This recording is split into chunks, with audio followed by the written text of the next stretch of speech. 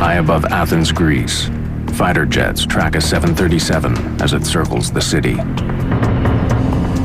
522, do you read? Over. There's no answer from the passenger plane, but there is someone at the controls.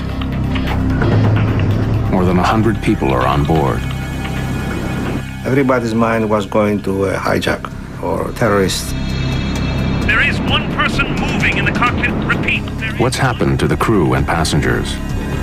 522, do you read? Over. And who is flying the plane? Helios 522, do you read? Over.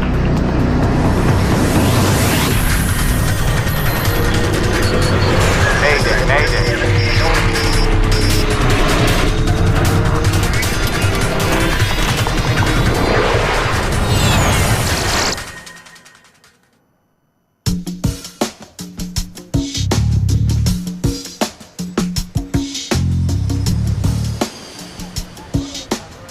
Early morning, August 14th, 2005.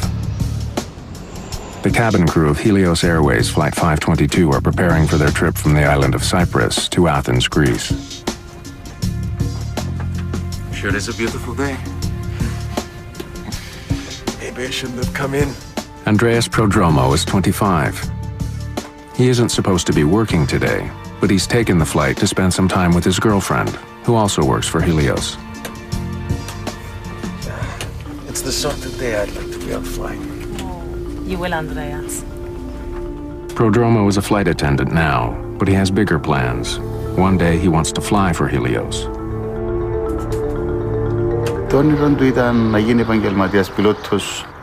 His dream was to become a professional pilot. Personally, I wanted him to stay in the family business. We often talked about this.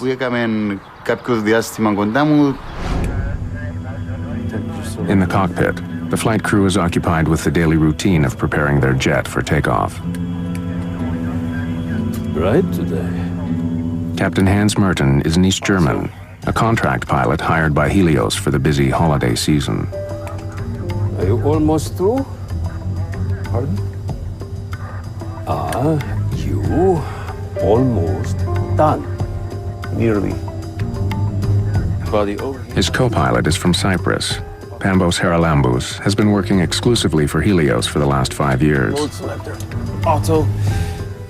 Before beginning any flight, crews are required to perform dozens of checks on various pieces of onboard equipment. It's a routine but necessary procedure. Doors closed. Sorry, could you store trays with your seat back into the... Helios is a charter airline with low-cost fares to Greece. It's a summer weekend, and the plane is filled with families. In all, there are 115 passengers on the morning flight. If you need any more help, let me know. We're just about to take off. They are low fare, no frills. They don't even serve you refreshments during small sorts of flights. But they offer another possibility for the budget-minded traveler. Flight attendants, please take your seats. Prepare to take off.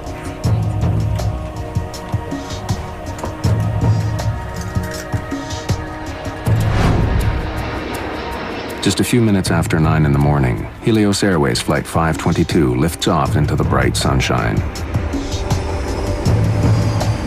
Nicosia Area Control, this is Helios 522. Request cruising at 340. Helios 522, you are cleared to climb to 340. Have a good day. Set 340, 340. Minutes into the flight, the plane is still climbing towards its cruising altitude. Suddenly, an alarm blares in the cockpit. What is it? Takeoff config warning? The flight crew is confused.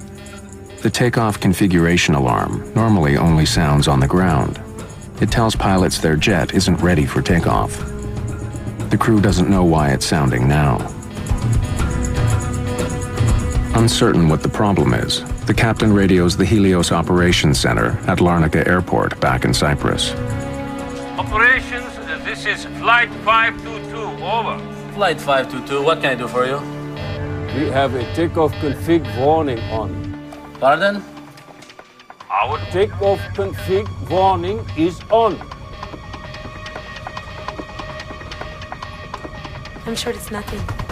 I'll let you know when we level off. With the first alarm still beeping in the cockpit, things become even more confusing. Their master caution alarm goes off. It could indicate that some systems on board are overheating. We now have a master caution. I'll get you an engineer. 522, just a minute.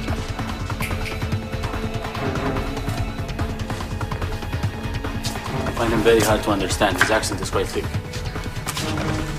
Flight 522, what can I do for you? The ventilation cooling fan lights are off. Sorry, can you repeat? While the pilots and ground engineers try to troubleshoot the two alarms, most passengers have no idea there's a problem until... Everyone, stay calm. And please, remain seated. Everyone, please put the oxygen masks on completely over your mouth and nose. The protocol was immediately to secure yourself, grab an oxygen mask, stay in your seat. If you can help passengers without getting up, you could help them, and you should help them, but you would not risk the safety of any cabin crew member to go and help a passenger which is 5 or 6 rows further up. Their procedure would be to grab their mask, don it, and wait for the aircraft to level off or commence with a descent. No one in the cabin knows what the problem is. They're waiting for information from the cockpit. The pilots are unaware that the oxygen masks in the cabin have dropped. And they still don't know why their takeoff configuration warning is on, or why their systems are overheating. Both of my equipment cooling lights are off. This is normal. Can you please confirm your problem? But the engineer on the ground is struggling to get a clear picture of what's happening in the air. They are not switched off. Can you confirm that the pressurization panel is set to auto? There are my equipment cooling circuit breakers. Behind the captain's seat. Can you see them? What's going on? There's something wrong with the electrics on 522. I had something to pick up from operations, so I was there. I figured, oh, not again, one of our problems. So I left. Oh, good luck. The problem doesn't seem serious, but as the plane continues to climb, passengers still haven't received any information from the cockpit. Helios 522, can you see the circuit breakers? And now the engineer on the ground loses contact with the aircraft. Helios 522, can you hear me? It's less than 30 minutes after takeoff, and Flight 522 is still on course. The plane is high above the Mediterranean Sea and headed straight towards Athens.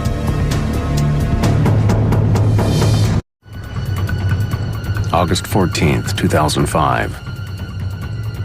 A Helios Airways 737 with 121 people on board is circling in the sky near Athens. Helios 522, can you hear me? Shortly after leaving the island of Cyprus, 2 different alarms had been triggered on the plane. The flight crew was trying to solve the problem with the help of ground engineers. But now, radio contact with the plane has been lost.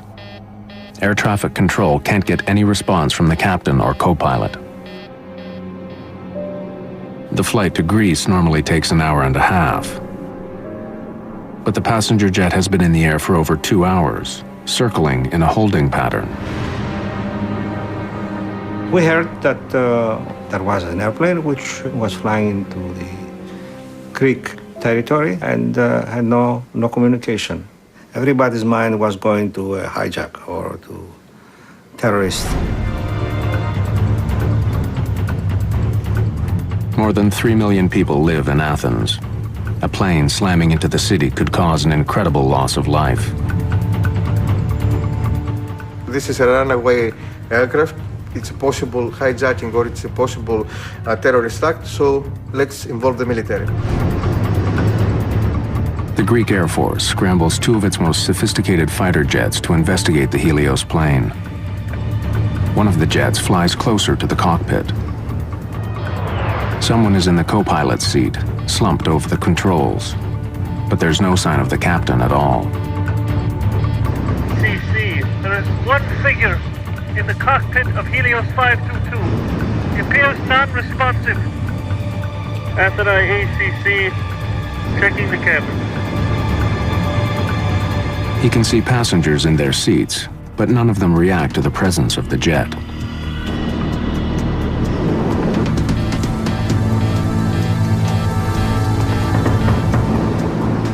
Then, the pilot sees someone moving in the cockpit. Athens control, there is one person moving in the cockpit of Helios 522. Repeat, there is one person inside the cockpit. Helios 522, do you read? Over? Helios 522, over. Flight HCY 522, this is Athene radar control. The F-16s continue shadowing the jet, but there's no response at all from the cockpit.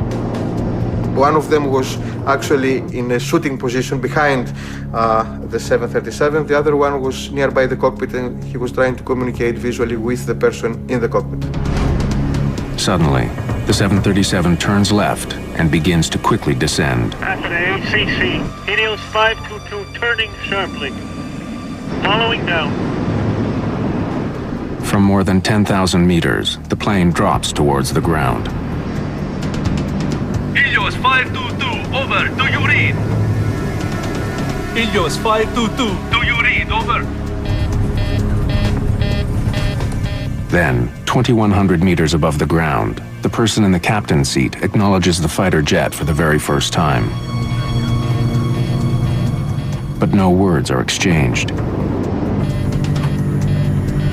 Neither the fighter pilot nor local air traffic control can make radio contact with the jet.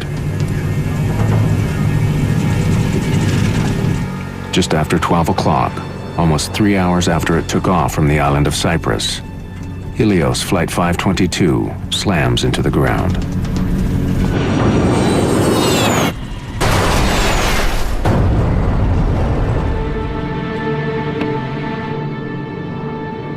Athens ACC, Helios 522 is down. Repeat, Helios 522 is down on Grammatico Hill. Over.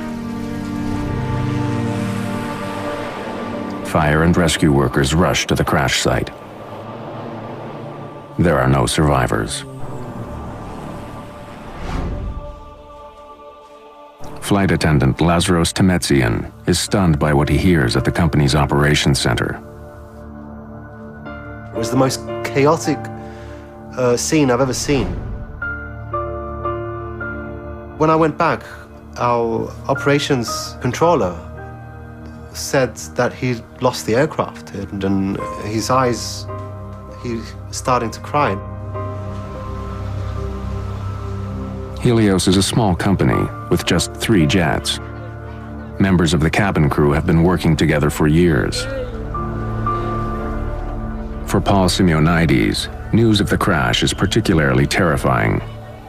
He's a flight attendant for the airline, and so is his fiancée. I think that must have been the worst 30 minutes of my life following that first image, because Victoria was flying that morning to Glasgow. I had everyone and his brother, every person we knew was calling me up to find out if I'm alive, if Victoria's alive, what happened, why it happened. Andreas Prodromo's father didn't know his son had been called to fill in on Flight 522. I got worried. I called Andreas's phone. He always had it on, and unfortunately, he wouldn't answer. After that phone call, I felt as if the ground was pulled out from under my feet. It is the worst air crash in the history of Greece. Most of the 121 victims are from Cyprus. The small island nation declares 3 days of mourning following the crash.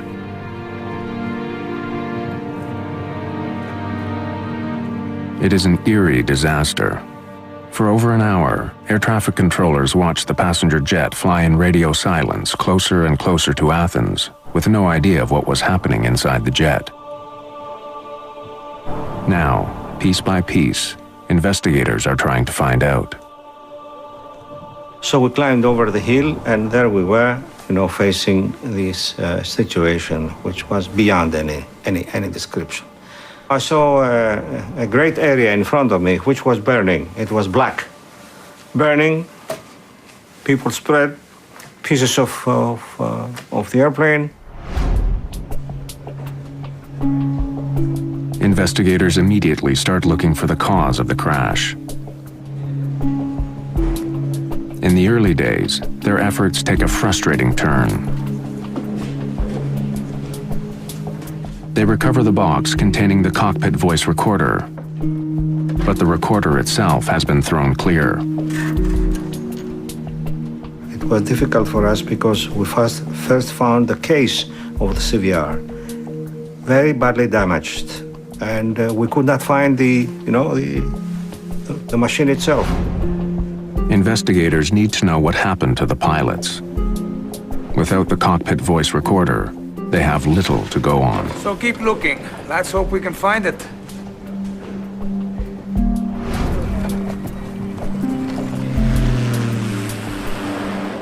Bodies recovered from the wreckage are brought to the offices of Athens' chief coroner. Autopsies add more mystery to the case. Everyone on board the plane was alive at the time of the crash.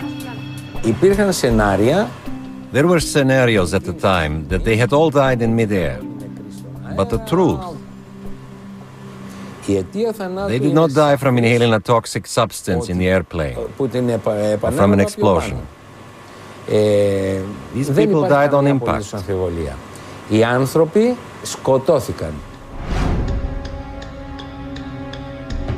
But if the passengers were alive the entire flight, why didn't the pilot of the fighter jet see any activity inside the cabin? And who was at the controls as the jet circled over Athens?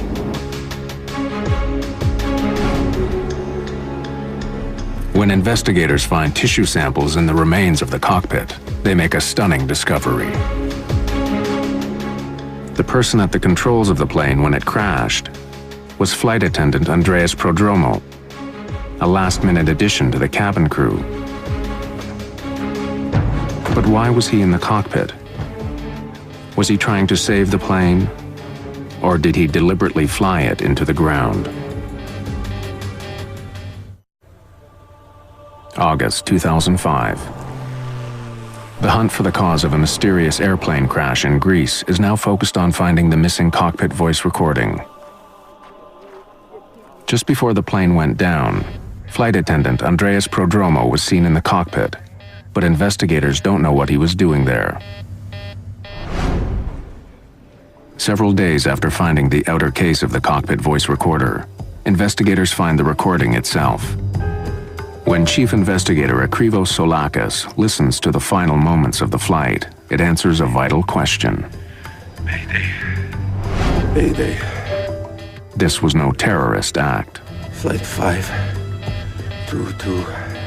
Hostage. Prodromo was calling for help. Soulakis hears 5 separate maydays on the tape, even though none of them were heard by air traffic controllers.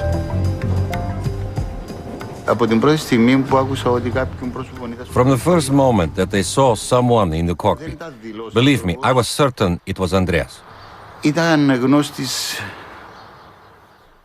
He wasn't a coward. He knew something about planes, and he had the capacity to do something. για να μπορέσουν να σωθούν οι άνθρωποι μέσα στο αεροπλάνο. In fact, Prodromo had his commercial pilot's license. It was the first step towards his goal of becoming a captain for Helios. Today I'd like to be on flight. Oh, you will, Andreas. But all of his training wouldn't have helped save the jet. When he was seen at the controls, Flight 522 had been in the air for almost 3 hours. And the reason the Helios plane seemed to veer away from the F-16s following it was because its left engine was out of fuel. No matter what caused the alarms to sound, the ultimate reason for the crash was simple. The DFTR and the CVR gave us absolute proof that the plane ran out of fuel. And this was the cause of the crash. Scheduled as a 90-minute flight, the plane didn't have enough fuel to stay in the air for over 3 hours. But why had the plane flown so much longer than it was supposed to? Soulakis now knows who was in the cockpit of the plane and why it crashed. But to fully understand the mystery, he needs more information. Mayday. His investigators uncover a suspicious history of maintenance issues with the Helios jet. Issues that could help explain what happened on Flight 522. Mayday. A Helios ground engineer tells Soulakis that on the very day of Flight 522, the 737 had a problem with its back door. When we checked the flight log for the trip, we saw that we'd have to do some unscheduled maintenance. The plane had arrived in Cyprus just after midnight on August 14th. The cabin crew had heard loud banging noises and saw ice on the rear service door during the flight. It was scheduled to take off again just hours later.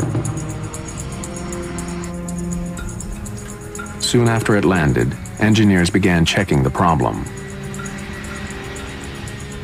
To make sure there's nothing wrong with the seal on the door, the engineers run a pressurization test. During normal flight, a plane's engines force air into the cabin. To ensure oxygen circulates during the trip, small valves in the rear allow some of it to leak out. A pressurized airplane essentially is sort of like a pressurized can. When we pressurize the airplane so that the people inside can survive the environment that the airplane likes to operate in.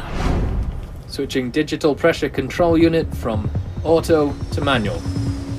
Without the jet's engines running, the engineer uses the plane's auxiliary power unit to force air into the aircraft. And the cabin is pressurized for several minutes. It's like looking for a leak in a tire. In this case, what you're having to do is pressurize the aircraft, use a barometer essentially to monitor the pressure inside, and look for leaks that way. But there's no indication any air is escaping through the back door. In this case, they felt that it was all right and they completed the test. The entire jet seems to be in good working order. After performing a series of additional routine maintenance procedures, the engineers signed off on their technical log. Investigators are faced with a dead end. An explosive decompression could have explained the tragic events of Flight 522. If the oxygen had been suddenly sucked out of the jet, everyone on board could have been overcome. But not only did the engineers check the problem, when the F-16s approached the plane near Athens, no damage was seen. There was no indication that the fuselage was punctured. Investigators are still struggling to solve the mystery. What had overcome the passengers and crew of Helios Flight 522? And why was one flight attendant apparently unaffected? The discovery of one small switch holds the key to the entire crash. The crash of Helios Flight 522 is one of the most mysterious air disasters ever.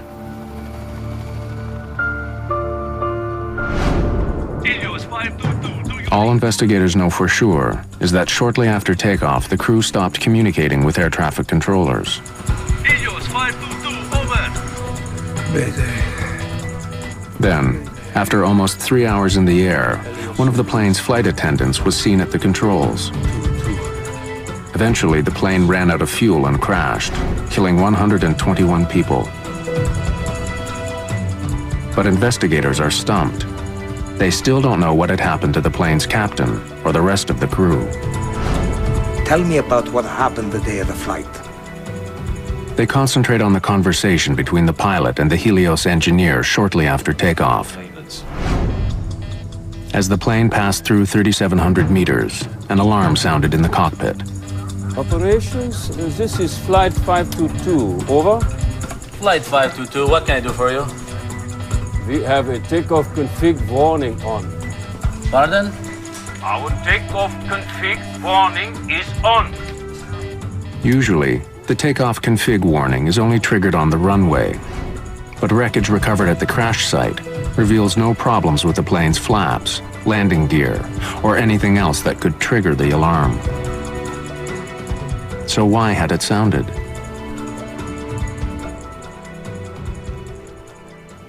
Chief Investigator Akrivos Solakis focuses on a small control panel found in the wreckage of the ravaged jet. Are you sure this is the way it was found?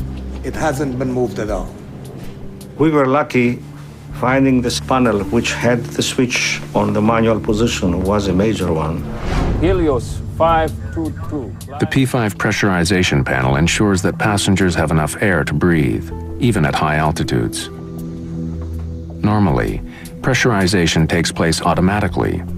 As the jet climbs, its engines force air into the plane as they power it through the sky.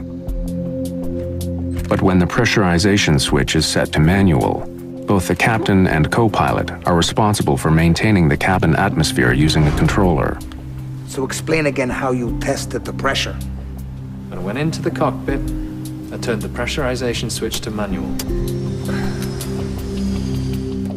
Solakis learns that during the early morning maintenance check on Helios 522, ground engineers had turned the P5 switch to manual. That allowed them to use the onboard generators to test the pressure seals on the plane's rear door without starting the engines.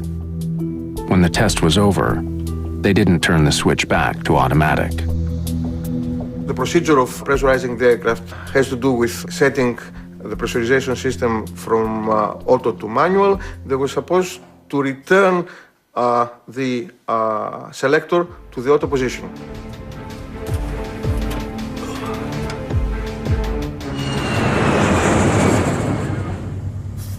Are illuminated. Several hours later, when the flight crew entered the cockpit, the pressurization switch was still set to manual. Right today. Are you almost through? But neither the pilot nor co-pilot saw it. As a result, after takeoff, the cabin would not pressurize automatically. And the higher Flight 522 climbed, the thinner the atmosphere became. Not turning the switch back to automatic was a deadly, hidden danger. Are you sure this is the way it was found? It hasn't been moved at all.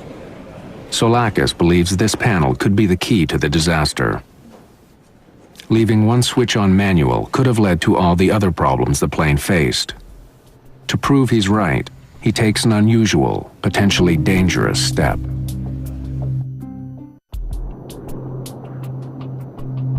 Four months after the crash of Helios Flight 522, the search for answers into the disaster takes a highly unorthodox turn.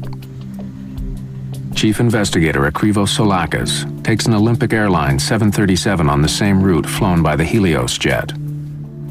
If he's right about what caused the crash, this plane should react exactly like the doomed airliner did. Are we ready to go? When there is a complicated accident like this, I think a reenactment should be performed. Of course, it's expensive to have a jetliner flying for 3 or 4 hours. Make sure the P5 is set to manual.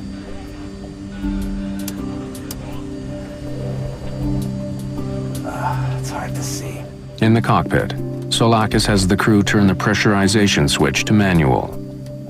A green light indicates it's no longer on automatic, but in the bright glare of an early morning departure, the light is hard to see.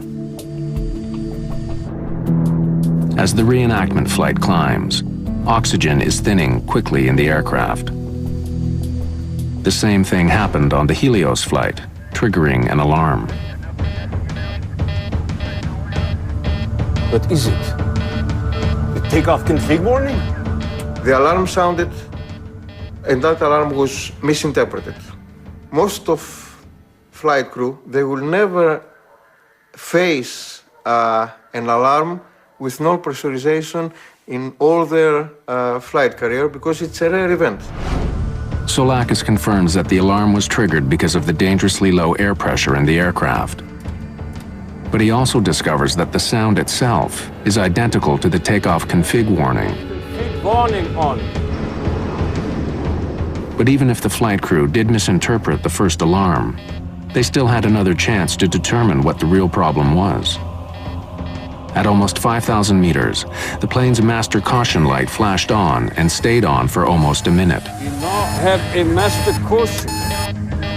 But once again, the pilots misinterpreted the cause of the alarm. The master caution light can indicate that the plane's systems are overheating, but it can also tell pilots the oxygen masks are down. In this case, it was doing both at the same time. But since the crew didn't think they were having pressurization problems, they focused on the plane's cooling systems. The sensors that they were supposed to measure the temperature and the pressure in that area sensed that something was wrong. On the recreation flight, investigators monitor instruments recording the same events occurring on board their aircraft. At the same time, they also begin to feel the effects of the lack of oxygen. The first feelings you'd start to have were your ears would pop and you'd start feeling pressure in your sinuses.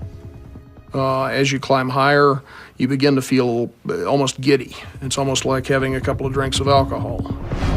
The dwindling oxygen levels could also help explain some of the crew's bizarre behavior. When the ground engineer asked about pressurization, Can you confirm that the pressurization panel is set to auto? Captain Merton ignores the question and responds with one of his own. Where are my equipment cooling circuit breakers? You really don't notice it at first. It's amazing how subtle it can be in the early phases. They'd start feeling dizzy. They begin to lose the ability to think coherently. In a way, it traps you into the situation. You can't react to anything. Eventually, you're going to lose consciousness. Soulakis believes that the captain may have been checking on the circuit breakers behind his seat when he and the co-pilot finally ran out of air. And unlike in the cabin, the oxygen masks in the cockpit do not automatically deploy if the atmosphere begins to thin. Helios 522. Can you hear me? On the other side of the locked cockpit door, no one in the cabin would have known that the plane was now flying itself. Nor would they have realized that a limitation of the passenger oxygen system had sealed the fate of everyone in the cabin. Passenger masks are supplied by a chemical generator above their seats, but the generators only produce enough oxygen to last about 12 minutes.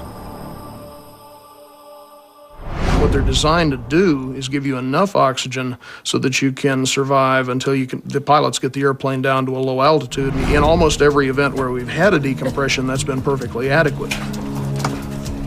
For those who did put their masks on, they would have remained conscious for several minutes until their oxygen ran out. Then they too would have passed out. Once you get up to 34,000 feet, you're talking useful consciousness of 30 to 60 seconds. The hypoxia begins to cause them to lose consciousness. They're just going to go to sleep. Without a flight crew, Helios 522 would have continued to Athens on autopilot. When the crew didn't take control, the autopilot would have then put the jet in a holding pattern as it flew over the airport. To avoid the same thing happening on the reconstruction flight, Soulakis restores pressure to the plane. The reconstruction also answers another question about the tragic flight of Helios 522. The cockpit voice recorder picked up several strange noises. They're heard just before Prodromo enters the cockpit. Soulakis confirms that these sounds were made by Prodromo using the electronic keypad to unlock the cockpit door. We confirmed all those items and during the enactment flight, and it was very, very useful. It filled a lot of gaps we had. Okay, take it down. For Chief Investigator Soulakis, the reenactment flight has been convincing. There was no dramatic cabin failure.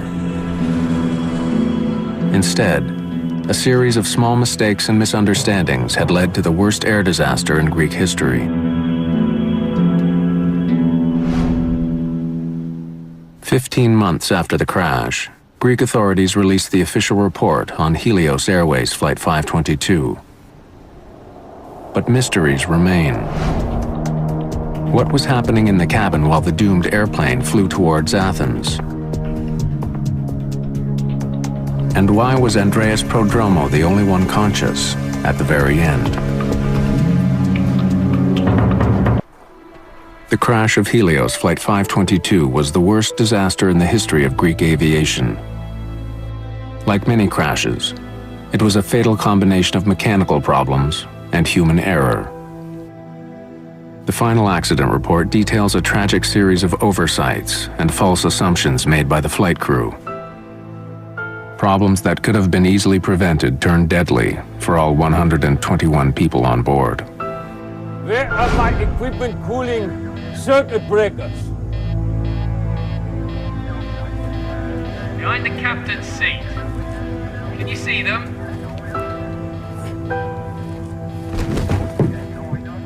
But what the final report does not do is explain what happened in the cabin of the plane. What actions did the flight attendants take? And why was Andreas Prodromo still conscious after almost 3 hours? Mayday. Mayday. Interviews with Helios safety instructors and crew members paint a tragic picture of what may have occurred. Everyone, please put your masks on. We're not sure what the trouble is, but remain calm and please remain seated. Prodromo was sitting at the back of the cabin.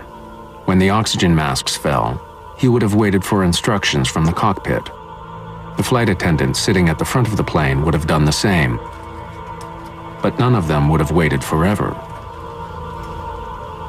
We made it an issue at Helios to emphasize that cabin crew should not entirely depend on their procedures, but to think on their feet and to adapt to any impending situation.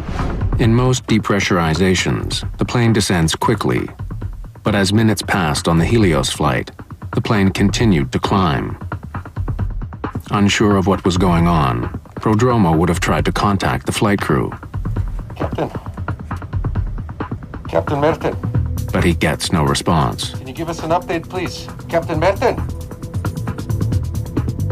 With no word from the cockpit, he would have soon realized that this was not a typical depressurization. When there was no call out from the cockpit and the aircraft didn't start an emergency descent, there was absolutely no protocol. They would be winging it. By now, Prodromo must have felt that something was terribly wrong. But to find out what the problem was, he had to leave his seat. The oxygen available on the 737 is, of course, the dropout oxygen. 10% of those masks are available for the crew in case of a depressurization incident. There are extra masks per every seat row. Taking advantage of the extra passenger masks, he could have made his way to the front of the plane, a process cabin crews call monkey swinging. But if more than 12 minutes had passed, his girlfriend and the other flight attendant may have still been in their seats, and like the passengers, overcome by hypoxia. But Prodromo was a scuba diver and a former soldier in the Cypriot Special Forces. His training may have helped him to stay alert a little longer. Andreas was not a coward. He was a brave person. Fearless, brave and very calm. But to survive after the passenger oxygen system stopped working, he needed another solution. The 737 had 4 portable oxygen bottles. Using them would have given him some freedom. And while the F-16 pilot saw Prodromo in the cockpit just before the crash, it may not have been the first time he had gone in. As he did at the end of the flight, he could have used the security code to unlock the door earlier. The procedure would be to enter the flight deck via the cockpit door. Initially to bang on the door, and then, if no response is forthcoming, to enter the code and enter the flight deck. During the accident investigation, DNA was discovered on an oxygen mask in the cockpit that matched the co-pilot's. It's possible Prodromo used it to try and revive him. You can still revitalize somebody for quite an extended period of time if you get to them before major brain damage is set in. And that's somewhat a variable situation depending on the person, depending on how long they're exposed to a high altitude. But if he was in the cockpit earlier, why did he leave? No one will ever know. Probably was a little bit disoriented, a little bit confused. He's reacting a lot slower than he normally would. What was his state of mind? What was his physical condition? We think that he knew what was really the problem, but is that the real situation? It's a real question. After 3 hours in the air, everyone who didn't have bottled oxygen would have been unconscious. As it approached Athens, Flight 522 was now a ghost plane.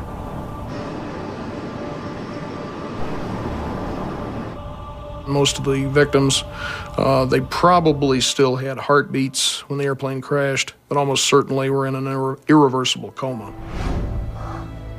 Hypoxia is no more painful than falling asleep. But for Andreas Prodromo, the flight must have been a nightmare.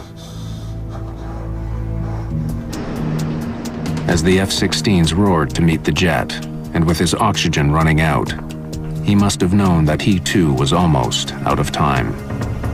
Yet to the very end, he didn't give up. Prodromo made one last attempt to save the plane.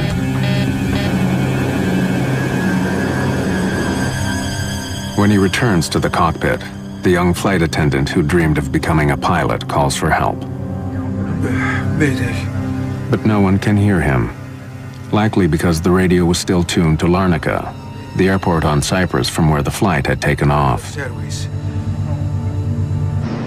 Fighting hypoxia and struggling to control an airplane larger than any he had ever flown, Prodromo was in an impossible situation. Even if he could have landed the plane, it was now too late. Flight 522 was out of time and fuel.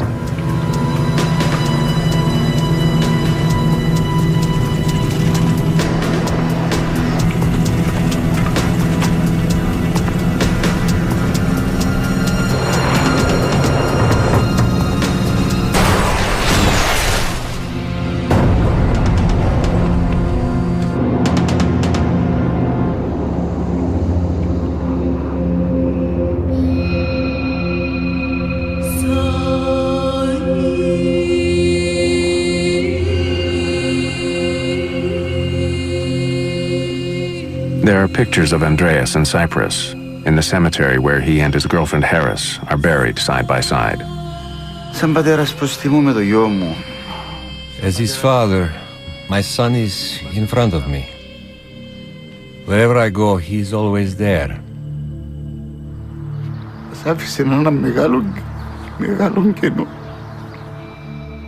He left a very big gap. We will never get over it. There are pictures in Greece, too. On the hill north of Athens where Helios 522 crashed, there are faded photographs of many of those who died. Bleached by the brilliant Mediterranean sun, they gaze over the rugged, ancient terrain. silent witnesses to one of the world's most bizarre and tragic airline disasters.